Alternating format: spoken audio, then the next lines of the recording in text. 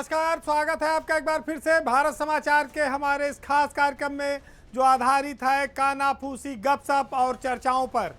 तो चलिए शुरू करते हैं पावर सेंटर।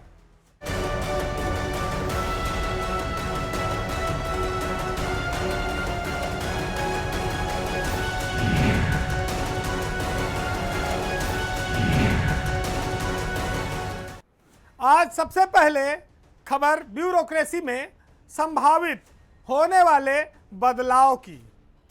एक बड़े बदलाव की तैयारी उत्तर प्रदेश में चल रही है, क्योंकि अब मंत्रिमंडल का विस्तार पूरा हो चुका है, जिसकी अपेक्षा इंतजार जो थी वो मिल चुका है, खत्म हो गया।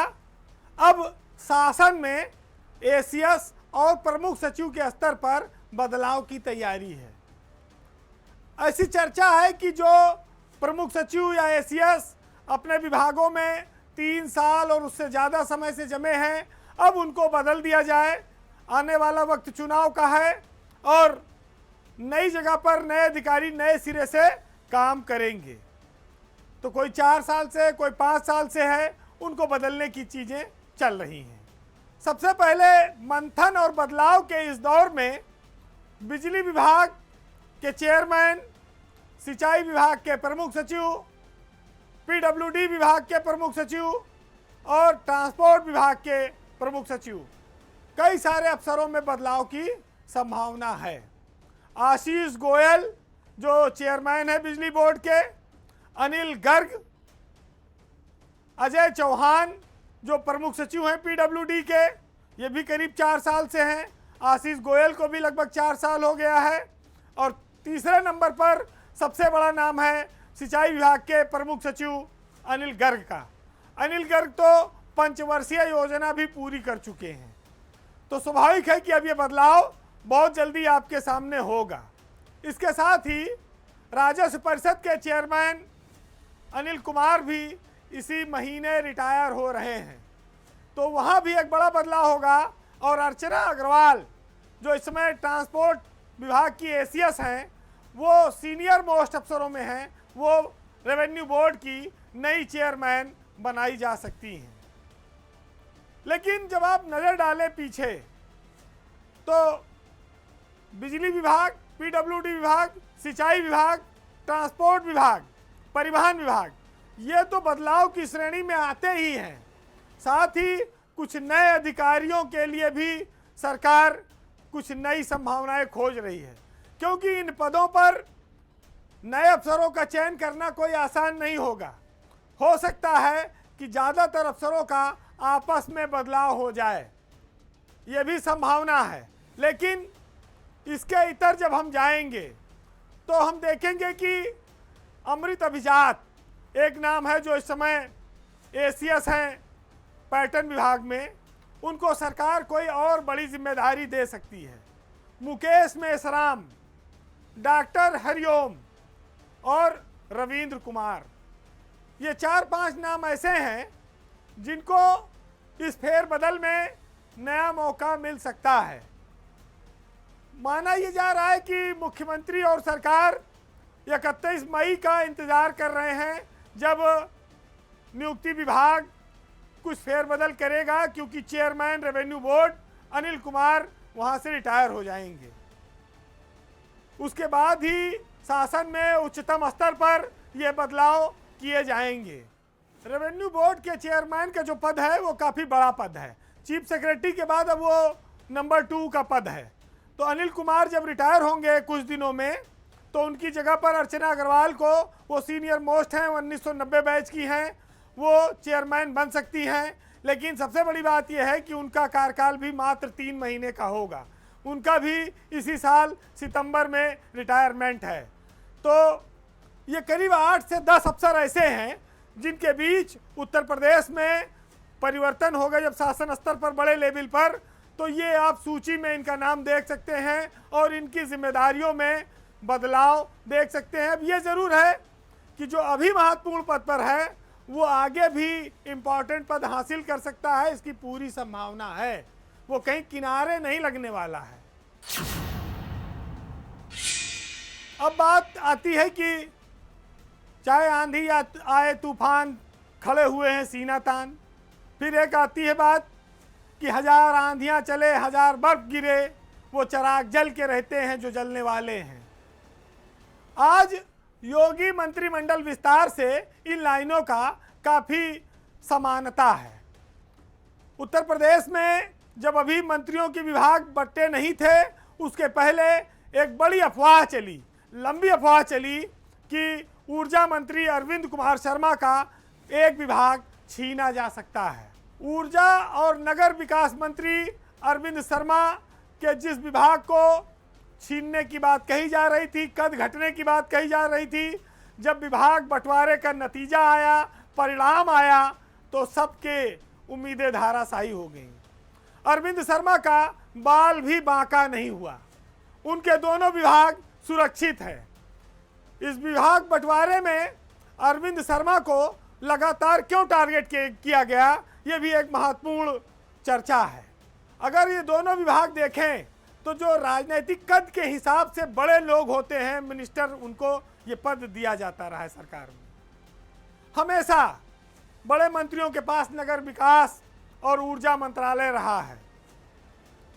अरविंद शर्मा जब नौकरी छोड़कर राजनीति में आए और वो मंत्री बन गए और उनको ये दोनों बड़े विभाग दे दिए गए, तब लोगों को बड़ा आश्चर्य हुआ कि एक नॉन पॉलिटिकल व्यक्ति, ब्यूरोक्रेसी में काम करने वाला आदमी आकर बड़े बड़े राजनेताओं के कद को घटाकर कितनी ऊपर पहुंच गया। लेकिन कहते हैं कि कुछ कृपा ऊपर से चलती है। हालांकि अरविंद कुमार शर्मा के लिए यूपी का जो बिजली विभाग है वो कांटों भरा ताज साबित हुआ है। ये महकमा जितना बड़ा है उतनी ही बड़ी इसकी समस्याएं हैं, क्योंकि बिजली उत्तर प्रदेश में हमेशा सरकार के लिए एक मुसीबत का सबब रही है। गर्मियों में बिजली संकट, जनता की नाराजगी सरकारों की बड़ी किरकिरी कराती रही है। प्रदर्शन होते हैं, हंगामा होता है, मारपीट होता है। ऐसे में ऊर्जा मंत्री के ऊपर बड़ी सारी उंगलियां उठती हैं। लेकिन इतने बड़े कद के मंत्री होने के बावजूद अरविंद शर्मा पर कोई सीधा दाग नहीं लग पाया।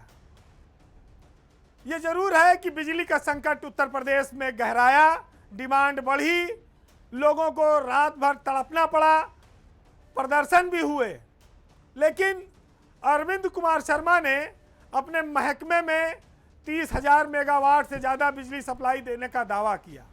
प्रदेश की आकांक्षाएं बड़ी हैं, डिमांड ज़्यादा हैं, उम्मीदें भी ज़्यादा हैं। लेकिन अरविंद शर्मा ने बेदाग रहकर ईमानदारी से इस उम्मीदों को पूरा करने की कोशिश की है। हालांकि जिस तरह से विभाग है और जिस तरह से इनका बजट है, चाहे बिजली है चाहे नगर विकास है, अगर इसमें कोई डूबना चाहे तो इससे ज़्यादा मलाईदार विभाग कुछ नहीं है। जहाँ पर आप ये कह सकते हैं कि विकास के साथ साथ धन की भी गंगा बहती है और इस विभाग का मंत्री बनना भाग्यशाली माना जाता है कि इस गंगा में नहाने का भरपूर आनंद उसे मिल सकता है। लेकिन आप संयोग देखिए कि अरविंद शर्मा के पास ये दोनों विभाग हैं जो दिग्गज राजनेताओं के पास होते हैं। आज वो दिग्गज राजनेताओं की श्रेणी से बाहर हैं, ब्यूरोक्रेसी से आए हैं, लेकिन सफलतम रूप से काम कर रहे हैं। वो पहले आईएएस अफसर रहे, गुजरात कैडर के रहे। प्रधानमंत्री नरेंद्र मोदी की प्रेरणा से वो राजनीति में आए, नौकरी से रिजाइन करके आए।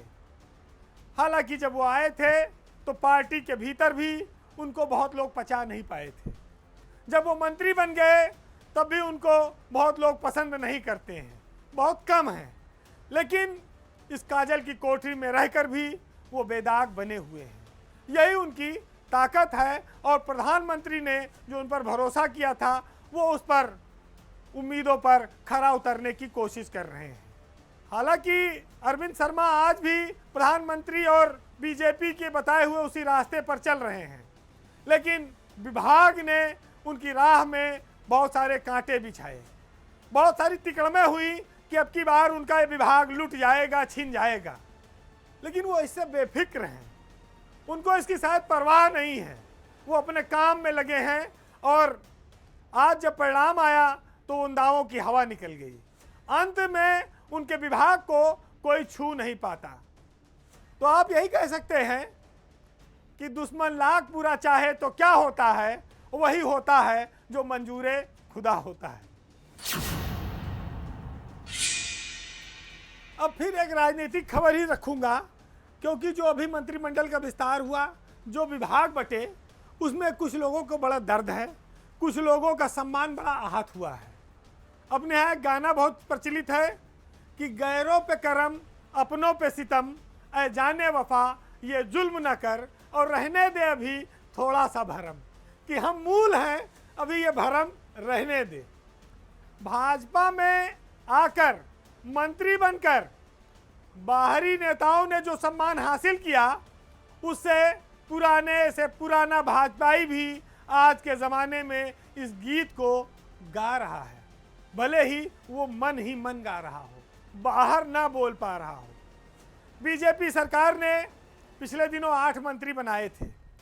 जब मंत्रियों के विभागों का बंटवारा काफ़ी देर लटका रहा तो बड़ी सारी कहानियाँ चली। इसी के चलते जब विभाग नहीं मिला तो मंत्री अपने जिलों में नहीं गए कि कैसा स्वागत करावा। जब विभाग वाले लोग ही नहीं आएंगे तो स्वागत करने में 4-6 लोग आएंगे, आनंद भी नहीं आएगा। भाई विभाग होना, फिर जिले में जाना, फिर चाय पानी सिस्टम का व्यवस्था होना, वो अलग आनंद है। तो काफ़ी इंतजार के बाद विभाग बटा, और जब विभागों का बंटवारा हुआ तो समझ लो किसी के ऊपर पहाड़ टूट पड़ा, किसी को बर्फ में लगा दिया गया, और किसी को झुनझुना थमा दिया गया कि बजाओ। मंत्रियों के उत्साह पर घड़ों पानी पड़ गया। 8 में से 7 मंत्री तो माथा पकड़ कर बैठे हैं कि अब इसकी बधाई स्वीकार करें कि कहीं घर में अंदर छुप जाए। जिन लोगों ने समाजवादी पार्टी छोड़कर राज्यसभा में बीजेपी को वोट दिया, उनकी तो चांदी है, और जो मूल हैं, जिंदगी खपा दी, चप्पल घिसा दी, और जी भाई साहब बैठक भोजन विश्राम में पूरा जीवन समर्पित कर दिया, उनको चूरन चटनी में ही निपटा दिया गया। बाकी जिसकी उम्मीद थी पीडब्ल्यूडी महकमे की, जिस पर सारे लोगों की निगाह थी, वो लंबे समय से खाली था, वो किसी के हाथ नहीं आया। भूपेंद्र चौधरी जो उत्तर प्रदेश में बीजेपी के प्रदेश अध्यक्ष रहे, बड़ा कद था, कैबिनेट मंत्री बनाए गए, ये माना गया कि उनको बड़ा महकमा दिया जाएगा, उनके खाते में पीडब्ल्यूडी आएगा, वो भी उनको नहीं मिल पाया। उल्टे उनके चक्कर में राकेश सचान की बलि दे दी गई। राकेश सचान तो ऐसा निपटे कि आखिरी तबादला सत्र में कहीं के नहीं रहे। राकेश सचान के पास से विभाग काटकर एमएसएमई डिपार्टमेंट भूपेंद्र चौधरी को दे दिया गया। बीजेपी के पूर्व प्रदेश अध्यक्ष के कद के हिसाब से ये विभाग बहुत छोटा है, लेकिन चूंकि वो अनुशासित कार्यकर्ता रहे हैं, खुद प्रदेश अध्यक्ष रहे हैं, तो दिल के दर्द को छुपा ले गए। लेकिन इसके बाद जो नंबर आता है वो मनोज पांडे के जलवे का आता है। उन्होंने दिखा दिया कि मेरे साथ आए तो 6-7 लोग थे, लेकिन उनकी गिनती हमसे नीचे है, उनका कनेक्शन दिल्ली का हाई है, और वो बड़ा महकमा लेकर निकल गए। बाकी जो बोरा बिछाने वाले लोग हैं वो टकटकी लगाए देखते रहे। सोमेन तोमर की हालत तो और ज़्यादा खराब है। पीआरडी जवान, भूतपूर्व सैनिक, राजनीतिक पेंशन, एक फाइल नहीं, एक योजना नहीं, कुछ नहीं कर सकते। स्वतंत्र प्रभार प्रमोशन तो हुआ, लेकिन मिठाई कड़वी मिल रही है खाने में, मिठाई हजम नहीं हो रही है। इससे अच्छा सोचते होंगे कि राज्य मंत्री थे, बिजली विभाग में थे, लोगों के घरों में फ़ोन करके बिजली का कनेक्शन लगवा देते थे। जिस जिले में जाते थे महकमे के अधिकारी हाथ जोड़े खड़े रहते थे। यहाँ तो सैनिक जवान आएगा, सलूट मारेगा, चाय पानी तहसील वाले पिलाएं, भैया हमारे पास कोई इंतजाम नहीं है। पीआरडी जवान क्या खिला पिला देगा मंत्री को। अब तो जिस जिले में जाओगे तहसीलदार ही चाय पानी कुछ बिस्किट खिला दे, वो भी वही पार्ले जी वाला और सरकारी वाली चाय, इससे ज़्यादा को उम्मीद न करना। तो जिनके पास चाय पिलाने की व्यवस्था नहीं है, जिस पार्टी में चाय का इतना महत्व हो, वहाँ ऐसे विभाग क्यों दिए जा रहे हैं कि जो चाय भी न पिला सके। बंटवारे की सारी मलाई एक तरफा चली गई मनोज पांडे के पास। बीजेपी के नेता ताकते रह गए, टकटकी लगाए रह गए। मनोज पांडे विभागीय कद के हिसाब से बीजेपी के कई मंत्रियों पर भारी हैं, लेकिन आप उनके बारे में जान लीजिए, उनकी कार्यशैली ऐसी रही है कि वो इंतजार नहीं करेंगे, वो सीधे आते ही बैटिंग शुरू करेंगे। और कर दिया उन्होंने। वो मैच की पहली गेंद से छक्का मारेंगे, क्योंकि उनको पता है कि अब आउट होने का कोई खतरा नहीं है।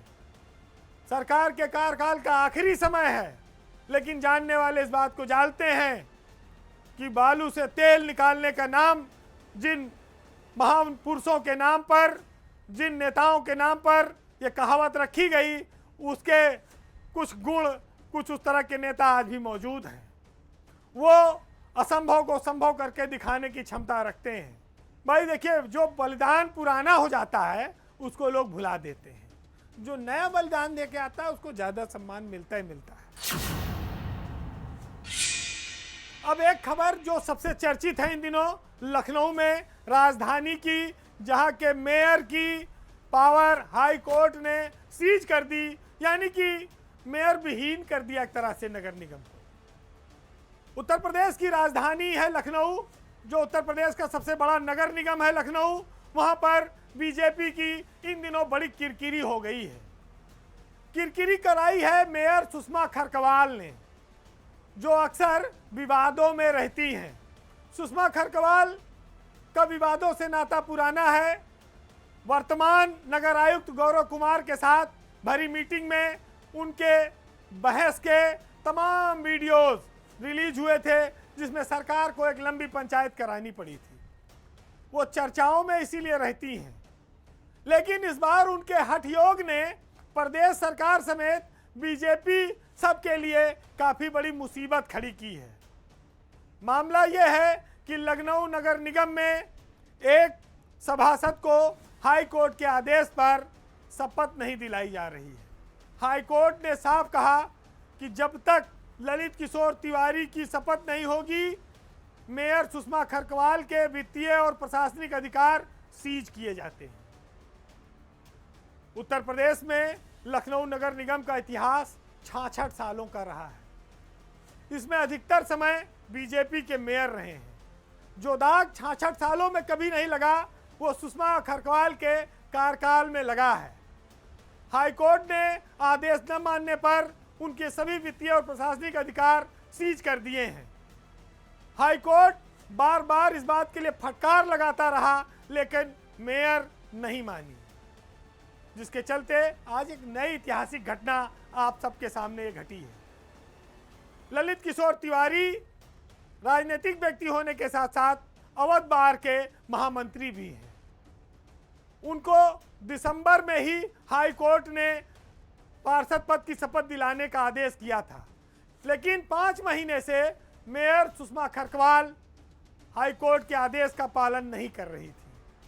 हाई कोर्ट ने इस मामले में अगली सुनवाई 29 मई को निर्धारित की है, लेकिन सुषमा खरकवाल अभी बीमार हैं और कमांड हॉस्पिटल में भर्ती बताई जाती हैं। मेयर के रूप में उनके कार्यकाल को अगर आप देखेंगे तो वो अपनी शैली के लिए काफ़ी विवादित हो चुकी हैं। अभी वर्तमान नगर आयुक्त गौरव कुमार के साथ उनका झगड़ा पूरे सोशल मीडिया पर जमकर चला। बार बार सरकार को कहना पड़ा और फिर प्रभारी मंत्री जिले के सुरेश खन्ना ने मेयर और नगर आयुक्त के बीच सुलह कराने की कोशिश की। सुषमा खरकवाल अपनी कार्यशैली और मनमानेपन के लिए इस समय बीजेपी में चर्चित हो चुकी हैं। जिन लोगों ने उनको पैरवी करके टिकट दिलाया था, शायद उन्होंने भी नहीं सोचा होगा कि ये दिन इस तरह से आएगा। लखनऊ नगर निगम बीजेपी के लिए बड़ा प्रतिष्ठित पद रहा है मेयर का, क्योंकि यहाँ पर प्रधानमंत्री अटल बिहारी भी रहे हैं। उनके ज़माने में डॉक्टर एस.सी. राय से लेकर दिनेश शर्मा जैसे लोग मेयर रहे हैं। दिनेश शर्मा उत्तर प्रदेश के डिप्टी सीएम रहे और आज की तारीख में सांसद हैं। कभी ऐसी नौबत नहीं आई जो सुषमा खरकवाल ने अपने व्यवहार और अहंकार के चलते बीजेपी की फजीहत कराई है, किरकिरी कराई है। आज तक हाई कोर्ट ने स्थानीय निकाय के इतिहास में कभी ऐसा आदेश भी नहीं किया था।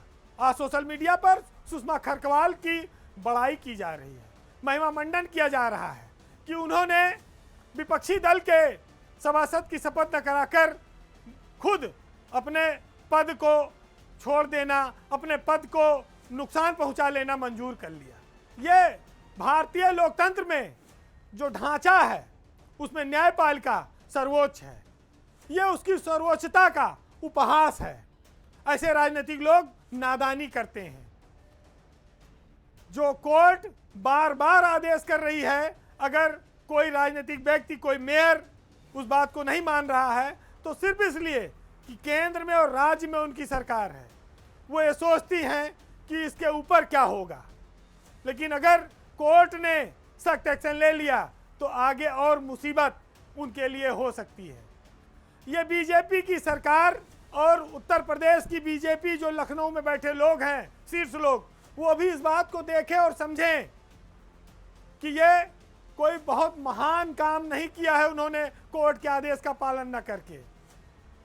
अभी वक्त है बीजेपी हाईकमान को, बड़े नेताओं को सीधा संदेश भेजना चाहिए कि ये मनमानी, ये स्वेच्छाचारी रवैया, ये नियम कानून का उल्लंघन बंद होना चाहिए। फिलहाल वक्त की बात है। आज के पावर सेंटर में इतना ही, लेकिन जाते जाते जो लोग समझदार हैं, जो इस देश की जनता है, वो लोग इस बात को जानें और समझें कि सियासत में आपको एक निश्चित वक्त मिला है। मनमानियों का हिसाब आपको देना पड़ेगा। थोड़ा समय है, 5 साल का कार्यकाल होता है। ये वक्त हमेशा एक जैसा नहीं रहेगा, इसलिए अहंकार को त्याग कर, हठ को छोड़कर, जो ईमानदारी कहती है, जो न्याय कहता है, जो अदालत कहती है, उसको मानना चाहिए। जो लोग इस अहंकार में हैं कि उनकी सत्ता हमेशा रहेगी, उनका कभी कुछ बिगड़ नहीं सकता है, उनको ये लाइनें समझनी होंगी और बहुत महत्वपूर्ण है। सुनिएगा कि विधाता की अदालत में वकालत बड़ी प्यारी है, खामोश रहिए, कर्म कीजिए, आपका मुकदमा जारी है। ये चमन यूं ही रहेगा और हजारों बुलबुलें अपनी अपनी बोलियां बोलकर सब एक दिन उड़ जाएंगी। नमस्कार।